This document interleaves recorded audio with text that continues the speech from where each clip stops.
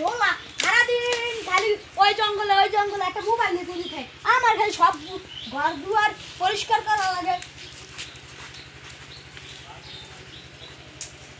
আজ গো আউ আর বাড়ি ভাত দিব না।